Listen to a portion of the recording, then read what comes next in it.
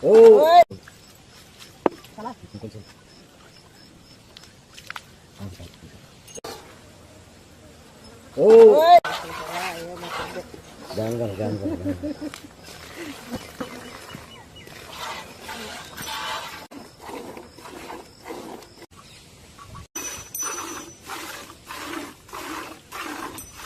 స్ట్రైట్గా వస్తుండవా?